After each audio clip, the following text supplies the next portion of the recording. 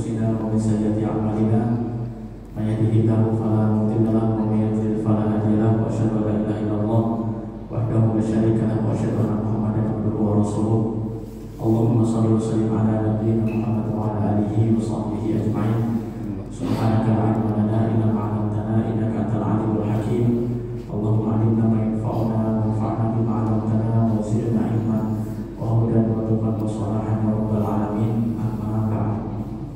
Alhamdulillah Bapak Ibu para hadirin jamaah salat maghrib Masjid Al-Furqan yang semoga dimuliakan Allah Subhanahu wa taala. Alhamdulillah pada kesempatan kali ini kembali kita bertemu dalam rangka untuk thalabul ilmi. Semoga apa yang hadirin istiqomahkan ini menjadi salah satu sebab kita semuanya didekatkan oleh Allah Subhanahu wa taala kepada jannahnya. Amin ya rabbal alamin.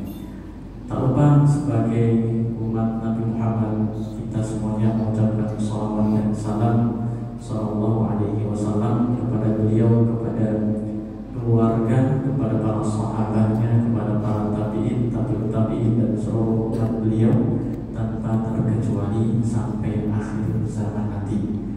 Bapak Ibu para hadirin yang saya muliakan, insya Allah pada kesempatan kali ini kita akan kembali lagi bersama dengan kitab apa jemaah Al-Adab Al-Mufrad karya Imam Bukhari yang pertemuan lalu kita sudah sampai hadis yang ke-71. Jadi insya Allah hari ini kita akan memasuki hadis yang ke-72. Jika waktunya cukup, nanti kita akan sambung dengan hadis yang ke-73 insya Allah. Di pertemuan terakhir kita membahas tentang kisah pertanyaan dari Hakim bin Hizam. Dulu beragama Nasrani, kemudian masuk Islam. Ketika sebelum masuk Islam itu punya amal-amal sosial, suka membantu, nyambung silaturahim, suka memerdekakan budak dan amal-amal sosial lainnya. Nah, setelah masuk Islam kemudian datang kepada Nabi Muhammad SAW. Wahai Nabi, gimana ya amal soleh atau amal sosial yang dulu pernah aku lakukan? Masa sia-sia? Bahasa kita mungkin seperti itu. Maka kemudian Nabi SAW bersabda, aslamta ala ma salafa min khair atau ala ma aslamta min khair. Engkau ini masuk Islam bersama dengan amal soleh yang telah melakukan dulu. Ada yang mengartikan di antara para ulama itu maknanya itu berarti amal-amal sosial yang dulu pernah dikerjakan selama belum beriman, kemudian beriman otomatis diterima oleh Allah Azza wa Jalla. Misalnya ada dulu orangnya tidak beriman, kemudian saat dia itu tidak beriman, dia suka bagi-bagi makanan, ya. Bahkan mungkin ikut Jumat berkah, ya, ikut Jumat berkah dari Jumat. Pas Jumat dia nggak Jumatan, ke Muslim, tapi dia ngasih ke misalnya kemana ya, ke takmirnya, atau dia sudah beli bungkusan, kemudian ditaruh di mana? Di masjid. Ini yang ngasih siapa? Yang non Muslim. Tiba-tiba dengerin khatibnya apa ya? Kebetulan pas lagi khutbah dan kok nyentuh hatinya, tertariklah masuk Islam. Datang setelah Jumat, misalnya setelah Jumatan datang dan mengutarakan saya ingin masuk Islam, mengucapkanlah syahadat asyhadu an la ilaha illallah wa asyhadu anna muhammadar rasulullah. Gampang ya. Habis itu, nah bagaimana dengan amal-amal sosial yang pernah dilakukan? Kata pendapat yang pertama, berarti amal sosial yang pernah dia lakukan selama itu, yang selama Muslim tadi, dan kemudian dia Muslim, otomatis diterima oleh Allah Subhanahu wa taala. Jadi Islam ini menjadi sebab amal sosial yang dulu pernah dilakukan diterima. Tapi kalau ibadah-ibadah yang misalnya sholat jangan diterima, nggak diterima. Atau dia misalnya pas sebelum masuk Islam dia itu siap Ramadan. Jadi karena mungkin keluarganya Muslim, dia sendiri yang non Muslim, ikutan sahur, ikutan buka, maka di sini kan diterima. Atau waktu itu kalau kita ini nyebutin, bahkan seandainya kalau orang tersebut misalnya haji ataupun umroh nggak diterima karena syaratnya nggak terpenuhi. Yang kita maksud amal-amal yang sifatnya sosial. Nah, kemudian pendapat yang kedua mengatakan bukan itu maknanya, bukan diterima amal solihnya, enggak. Tapi maknanya adalah engkau akan juga melakukan amal soleh itu setelah masuk Islam. Jadi kebiasaan-kebiasaan baik itu akan terus engkau lanjutkan. Ini yang mengatakan pendapat yang kedua. Entah pendapat yang pertama atau yang kedua, semuanya tentunya memiliki dasar yang masing-masing kuat.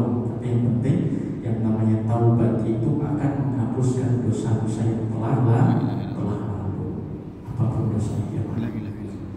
Jadi ibaratnya kalau kita ini melangkah jauh dari Allah Subhanahu Wa Taala, kemudian kita langkahkan satu kaki kita menuju Allah, Allah terima jemaah. Aduh, kita udah jauh sama Allah. Tapi kemudian kita bertobat, yang itu hanya satu langkah.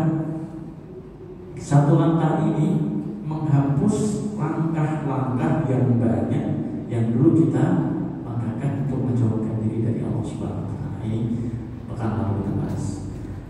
Hari ini kita akan lanjutkan di hadis yang ke-72, bab yang ke-38. Qala al-Imam al-Bukhari, Imam Bukhari mengatakan babu ta'allamu min ansabikum ma tasiluna bihi arhamakum. Bab yang ke-38 tentang perintah dalam sebuah redaksi disebutkan ini perkataannya Umar bin Khattab. Beliau mengatakan ta'allam itu artinya belajarlah, pelajarilah min ansabikum, nasab-nasab kalian, ma tasiluna bihi arhamakum, yang dengan belajar nasab kita tahu siapa orang yang harus kita sambung silaturahimnya. Kami ulangi, jadi bab ini adalah bab tentang perintah pelajarilah nasab kita agar kita tahu siapa orang yang berhak untuk kita sambung silaturahimnya. Ada dua hadis. Hadis yang pertama ke-72, qala Imam al-Bukhari rahimahullah haddatsana Amr bin Khalid.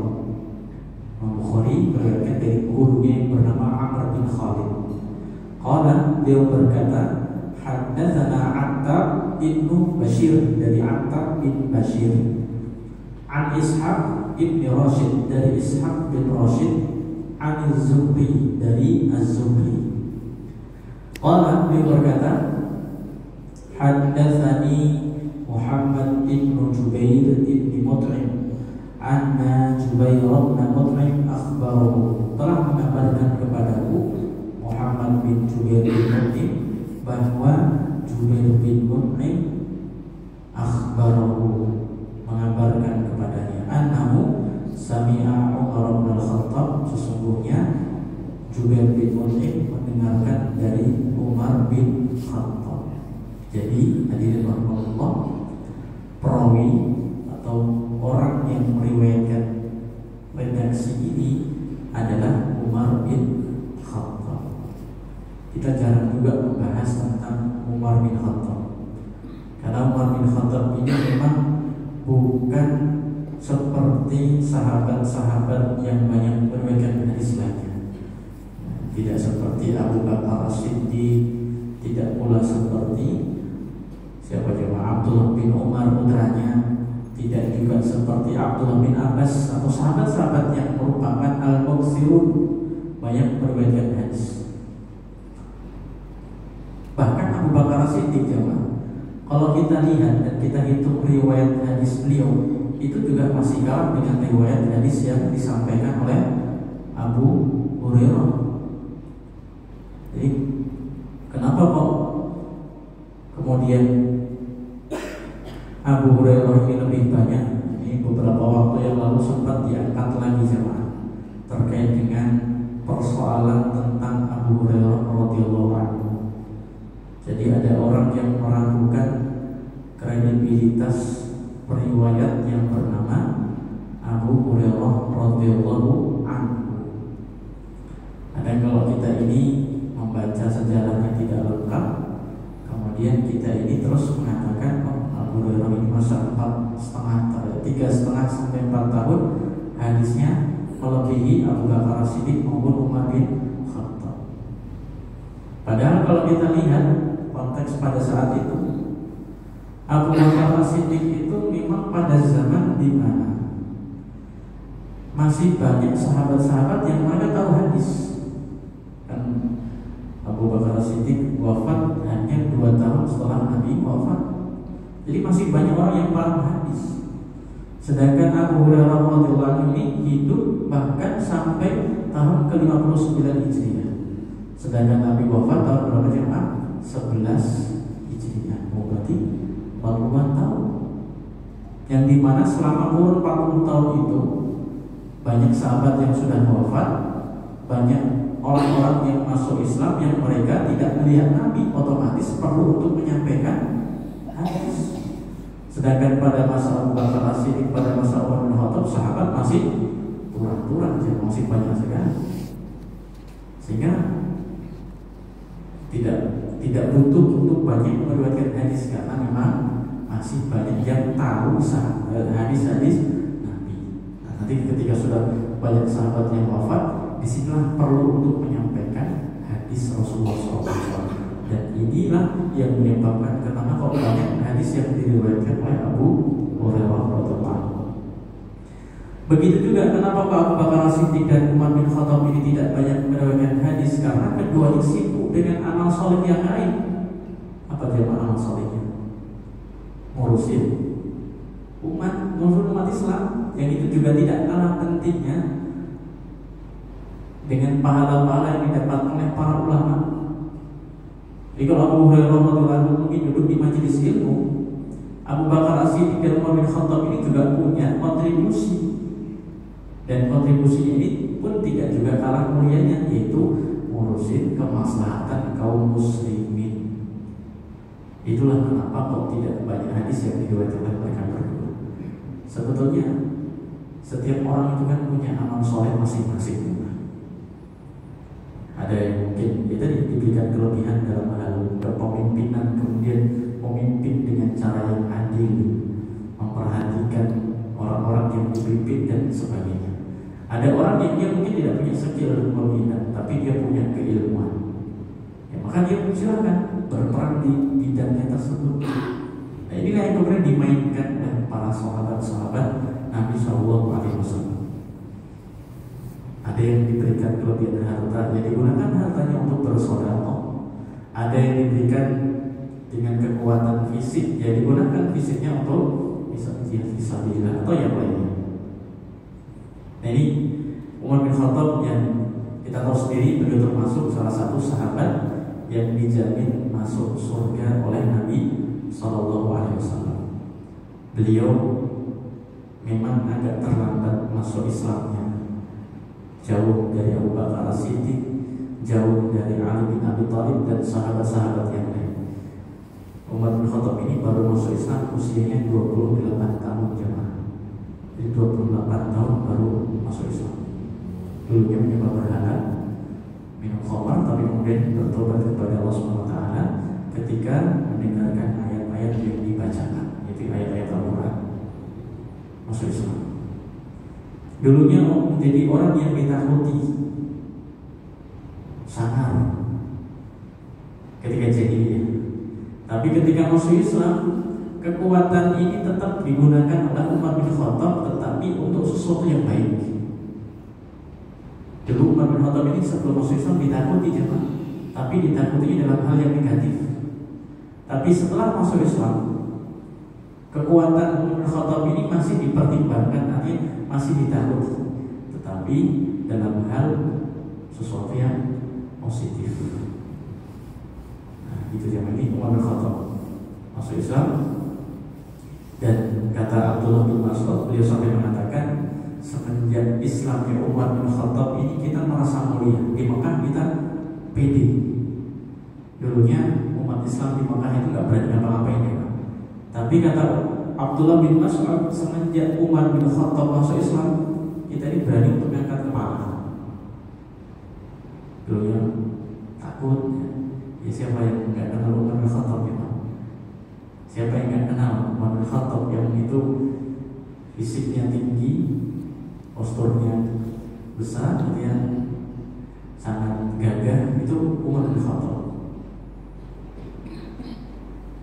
Inilah hadirin Allah yang membuat para sahabat Nabi itu sangat senang dengan keislamannya Umar bin Khattab.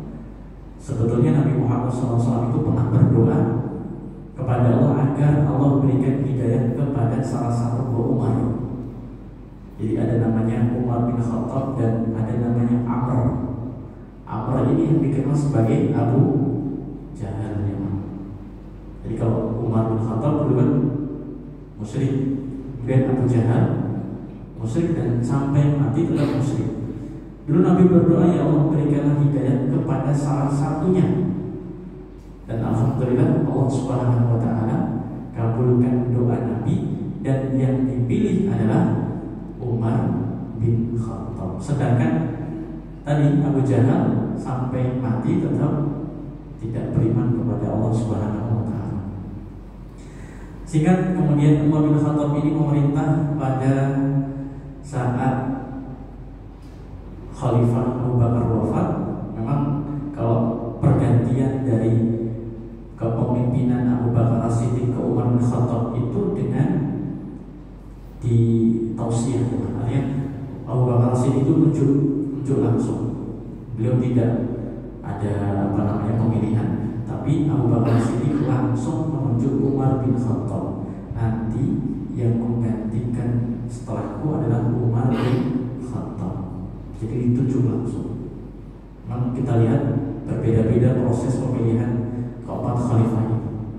Dari Rasulullah ke Abu Bakar As-Siddiq ini Rasulullah tidak mengatakan langsung secara tegas, tapi Nabi memberikan isyarat. Di akhir hayatnya Nabi, Abu Bakar As-Siddiq itu diperintahkan untuk menggantikan posisi imam. Kemudian dipahami oleh para sahabat Nabi, kalau Nabi saja memerintahkan Abu Bakar As-Siddiq untuk menggantikan posisi imam sholat, berarti ini maksudnya juga diperintahkan untuk menggantikan posisi beliau dalam hal pemerintahan. Nah, makanya kemudian para sahabat sepakat untuk mengangkat Abu Bakar As-Siddiq menjadi khalifah. Abu Bakar As-Siddiq wafat, sebelum wafat beliau berpesan agar Umar bin Khattab menjadi khalifah setelahnya. Kaum muslimin kemudian rela. Kemudian setelah beliau ke Utsman bin Affan, Umar bin Khattab menunjuk 6 orang untuk mereka lakukan. Mereka berdiskusi siapa yang akan ditunjuk menjadi khalifah. Ada Utsman bin Affan, ada Ali bin Abi Thalib, ada Ubaidah bin Jarrah, kemudian ada siapa? Ada Abdurrahman bin Auf, kemudian ada Thalhah bin Ubaidillah, dan ada siapa itu namanya? Sa'id bin Zaid. Jadi mereka Az-Zubair bin Awwam, ada Az-Zubair bin Awwam, mereka berkumpul untuk berdiskusi siapa yang akan menjadi khalifah, dan akhirnya mereka semuanya sepakat khalifahnya adalah Utsman bin Affan. Kemudian digantikan oleh Ali bin Abi Thalib. Dari Ali bin Abi Thalib kemudian siapa yang menjadi khalifah setelah Ali bin Abi Thalib? Itu Hasan, ya, Hasan bin Ali selama kurang lebih 6 bulan. Kemudian Hasan menyerahkan kepemimpinannya kepada Muawiyah bin Abi Sufyan, kepada Yazid, dan seterusnya. Jadi ini tadi kita nyambung dari kepemimpinan Umar bin Khattab yang selama 10 tahun itu, Masya Allah, umat Islam ini semakin luas daerah wilayahnya, dan memang dikenal Umar bin Khattab dengan futuhat, penaklukan wilayah-wilayah.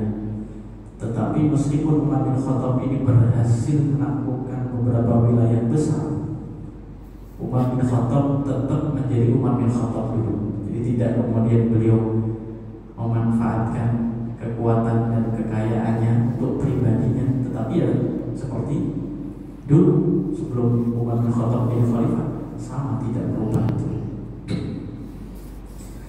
Kemudian terakhir Umar bin Khattab wafat setelah ditikam pada sholat subuh, ditikam oleh Abu Lu'lu'ah al-Majusi, Fairuz namanya, dengan namanya khanjar. Khanjar itu pisau, tapi matanya dua juga.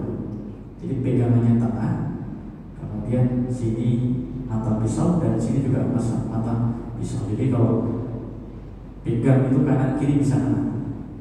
Itu namanya khanjar. Itu yang digunakan untuk menusuk Umar bin Khattab di saat subuh gelap di Madinah.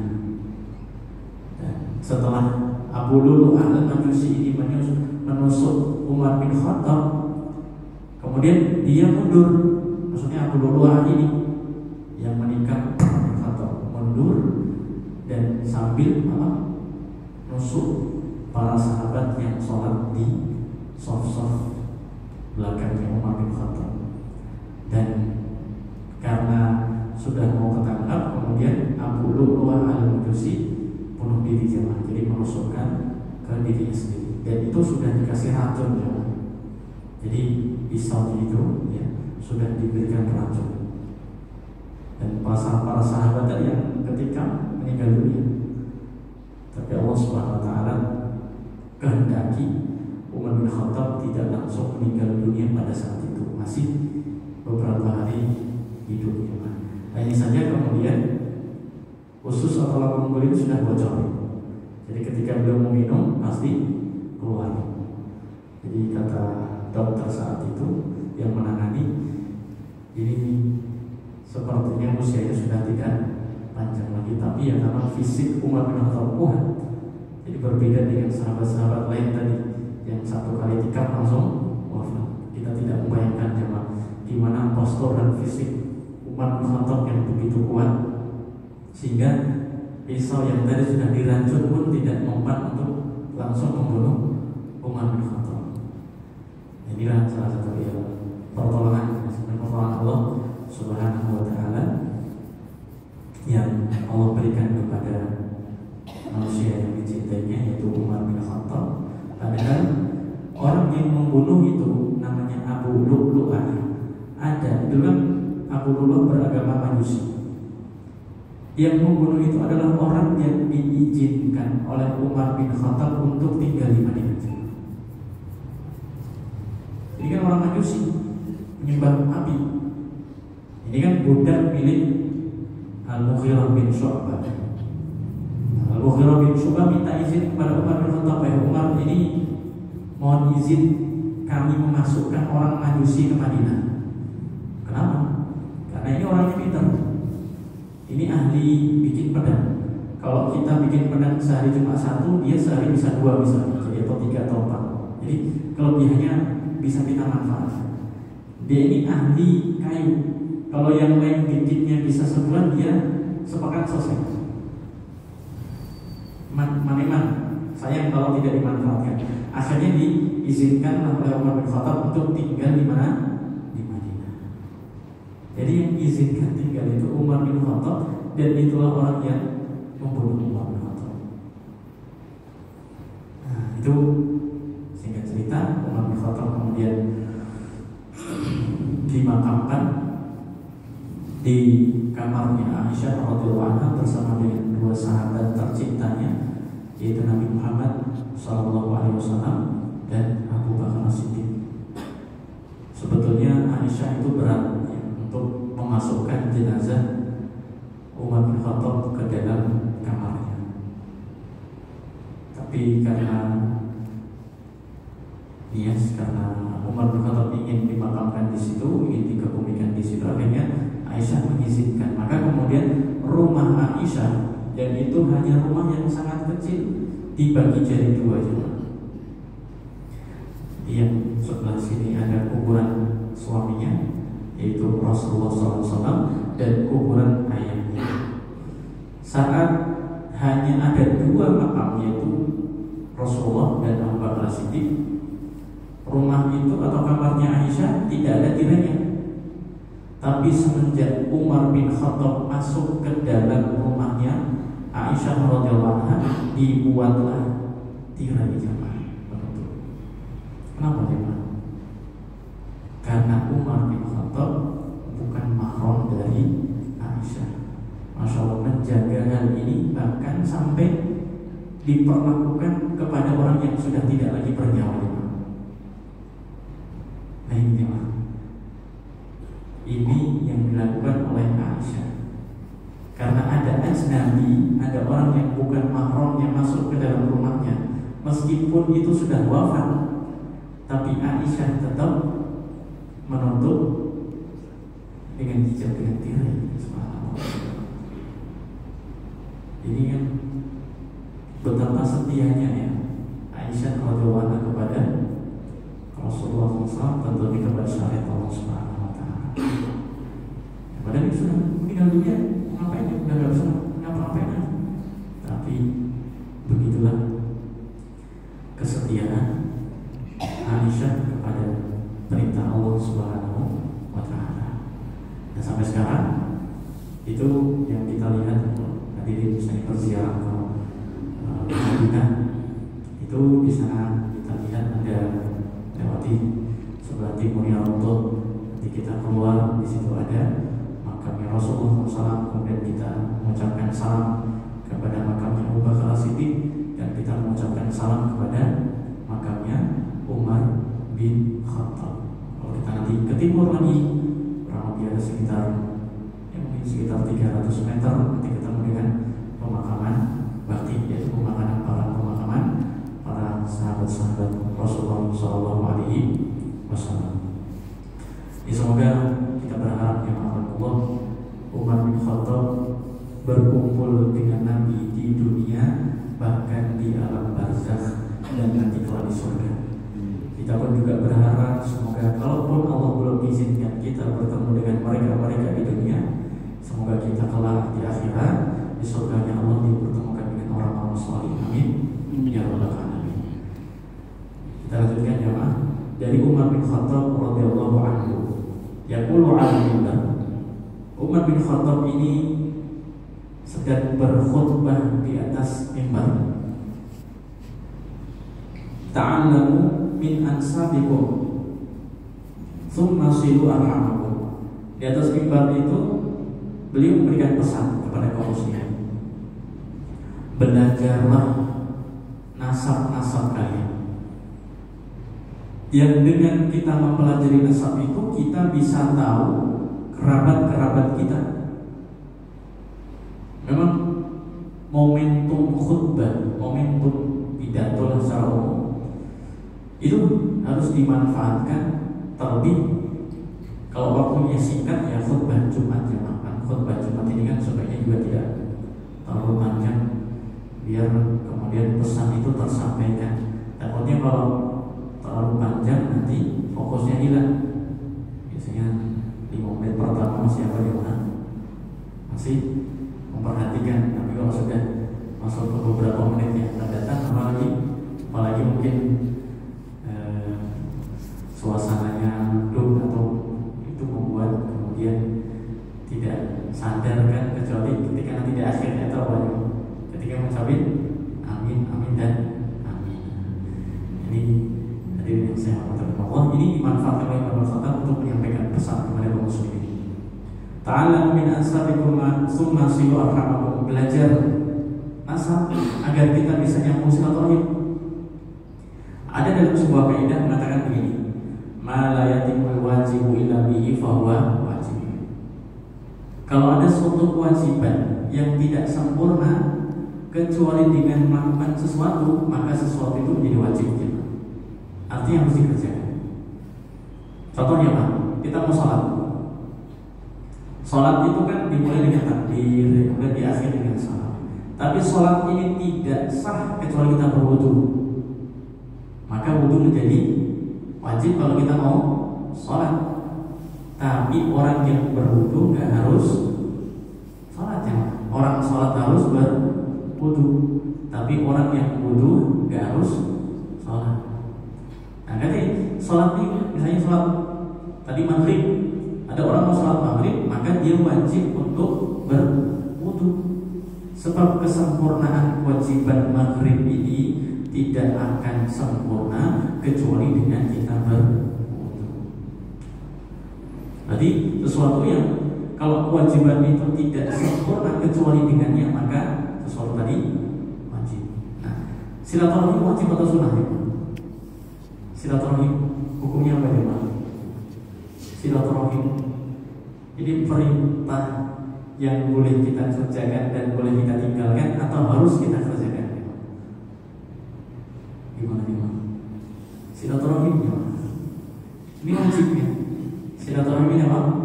Ini kewajiban. Karena kalau kita putus silaturahim jadinya apa? Dosa kecil atau besar? Dosa besar. Berarti kalau kewajiban menyambung silaturahim ini tidak terpenuhi kecuali dengan kita mempelajari nasab, berarti belajar nasab pun kita juga perlu juga. Tapi tidak perlu kemudian kita belajar nasab sampai nyambung ke sewa ya, Nabi. Datanya nggak semuanya. Sampai Nabi SAW yang nyambung sampai ke Nabi Adam pun itu juga masih diperselisihkan. Apalagi kita semuanya yang nggak peduli dengan nasab kita. Nah, paling nggak kita perlu untuk belajar ya malah yudroku kulluhu la yudroku juluhu. Kalau kita nggak bisa semuanya ya jangan tinggalkan semuanya. Ini udah nggak bisa, ya udah saya nggak mau nyambung silaturahim, bukan seperti itu. Tapi fattaqullaha mastata'tum, sesuai dan sekuat kemampuan kita. Mari kita belajar ya. Dulu di zaman Nabi SAW ada memang sahabat-sahabat yang dikenal sebagai ahli nasab. Ada yang tahu jemaah siapa? Abu Bakar Siddiq itu nasabah, bukan nasabah bang kita ya. Nasabah ini ahli nasab. Jadi Abu Bakar Siddiq paham ini fulan nyambungnya ke ini bin itu paham. Nah, ilmu ini kemudian dilanjutkan oleh putrinya yaitu Aisyah radhiyallahu anha. Pakar nasab Quraisy itu ya Abu Bakar Siddiq, yang kemudian ini diwariskan ilmunya kepada Aisyah radhiyallahu anha. Saya rasa mungkin juga setiap kampung ada gitu ya. Ada orang-orang yang mungkin karena memang sudah sepuh sehingga paham ini sama ini tuh saudaraan dan seterusnya. Nah, jadi sebenarnya ilmu ini ada di masyarakat, hanya saja kan ya berbeda-beda. Ada yang memang mungkin ya sekedar tahu dalam arti yang tidak sampai detail, tapi ada juga yang mungkin insya Allah sampai detail. Tapi perlu untuk kita jaga nasab ini, karena memang Islam ini diistimewakan dengan nasab. Kalau kita sendiri untuk menyebutkan nasab kita mungkin mentoknya berapa bin ya, fulan bin fulan sampai bah siapa itu ada. Kalau beberapa saya misalnya punya kawan dari yang keturunan dari zamannya dari Yaman atau mana, itu biasanya beberapa keluarganya memang mengajarkan untuk ngafal itu Muhammad bin ini. Saya paling mentoknya nggak sampai berapa, 4 atau 5 ya. Habis itu nggak tahu lagi.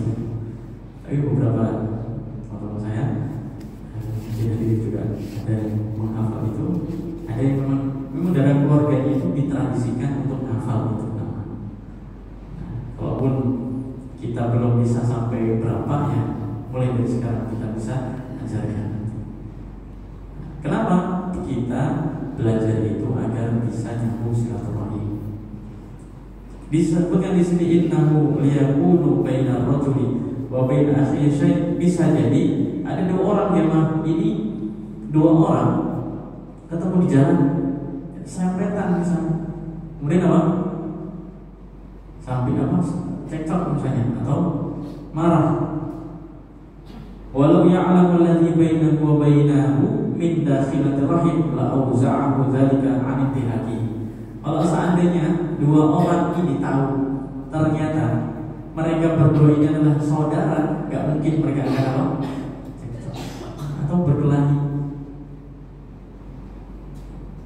Ada 2 orang sih kan. Kalau pagi kan biasanya ini gimana? Ramai gitu ya, susu ya, sama buru sedang ramai, serempet, jatuh, marah-marah, semuanya keluar, atau bahkan mungkin sampai nendang-nendang. Kalau ditanya, jadi dari mana? rumahnya sini. Tuh, ternyata kita saudara. Dari tadi ngomong kan, kalau seperti itu kan urusnya beres. Nah, ini ya, bisa jadi seperti itu ya, karena kita nggak tahu ternyata saudara kita malah apa? Melakukan hal. Tapi kalau kita belajar, saya nggak apa, ini masih saudara. Tapi jangan sampai masih saudara dalam hati apa? Jengkel atau dendam, jangan. Nah ini yang dimaksud ya Pak. Bisa jadi ada dua orang yang itu berselisih, kelahi sama. Seandainya mereka tahu ternyata mereka berdua itu masih ada hubungan kekerabatan, mungkin mereka tidak akan melakukan itu semuanya. Bukan berarti kemudian kalau bukan kerabat kita, kemudian kita bagaimana? Kita habisi, bukan itu maksudnya. Tapi ada hak lebih yang harus kita berikan kepada kerabat kita.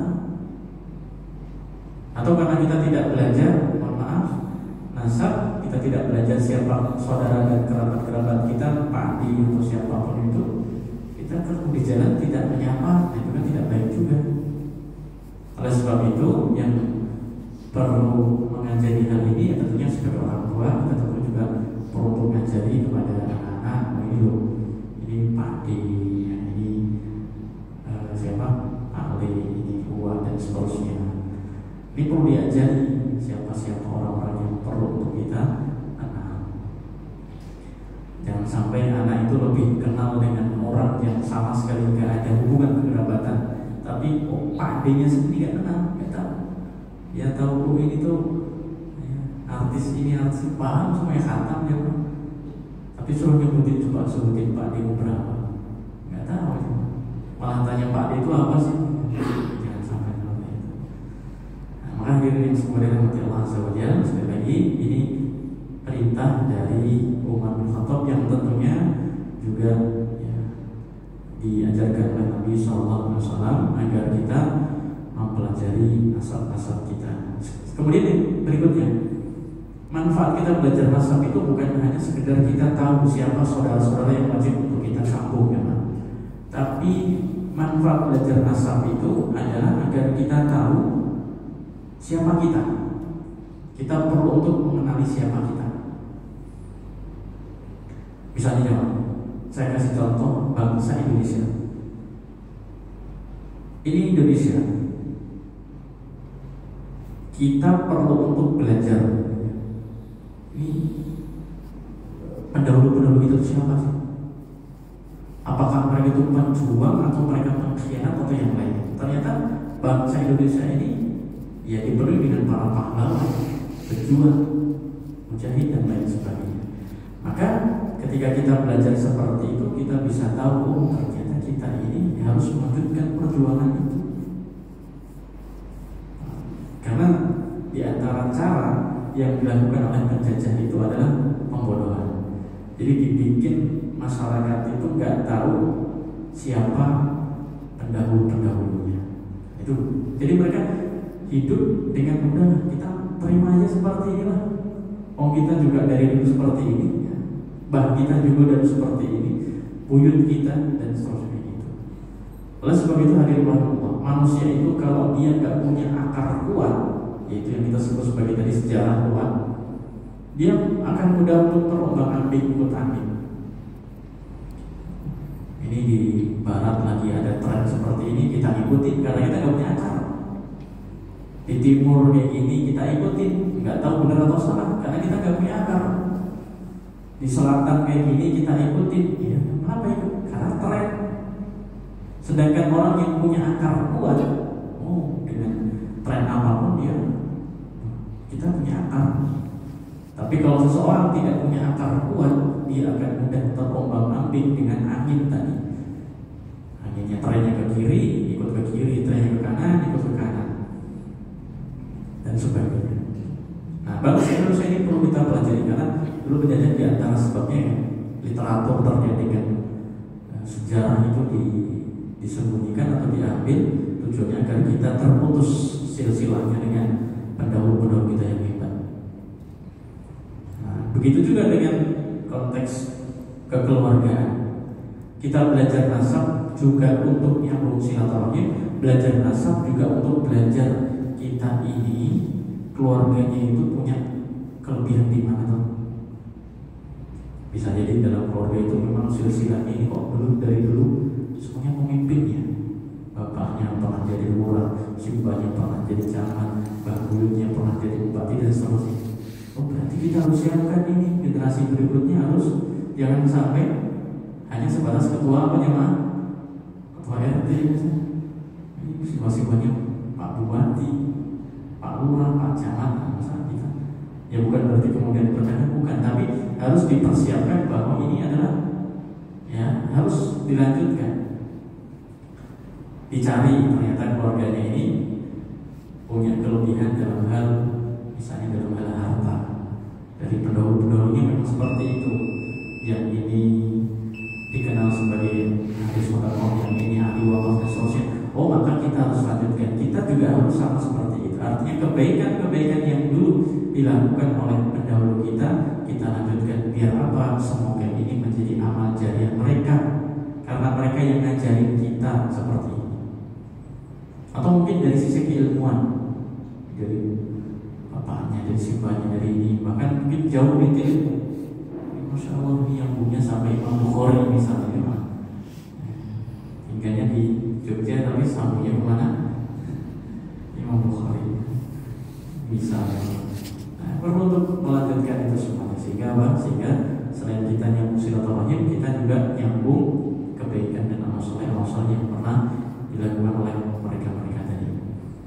Hadirin yang semoga dirahmati Allah SWT, ini yang bisa kami sampaikan pada kesempatan kali ini. InsyaAllah di pertemuan yang akan datang, masih di bulan Rajab, kita akan melanjutkan hadis yang ke-73 yang sebelumnya masih temanya hampir mirip dengan hadis yang ke-72. Nanti karena temanya sama, akan datang kita akan melanjutkan juga dengan beberapa hadis yang berikutnya. Semoga Allah SWT terima amal sholat kita semuanya. Begitu juga kita berdoa di bulan Rajab ini sebagaimana orang-orang sholat berdoa, Allahumma barik Ramadan. Semoga Allah SWT berikan kemudahan kepada kita semuanya untuk bisa bertemu dengan bulan Ramadan. Amin ya rabbal alamin. Mari kita akhiri dengan pertemuan ini. Subhanallah wa bihamdika asyhadu an la ilaha illa anta astaghfiruka wa atubu ilaik. Wassallallahu wasallam ala nabiyina Muhammad wa ala alihi wa sahbihi ajma'in. Terima kasih. Wassalamualaikum warahmatullahi wabarakatuh.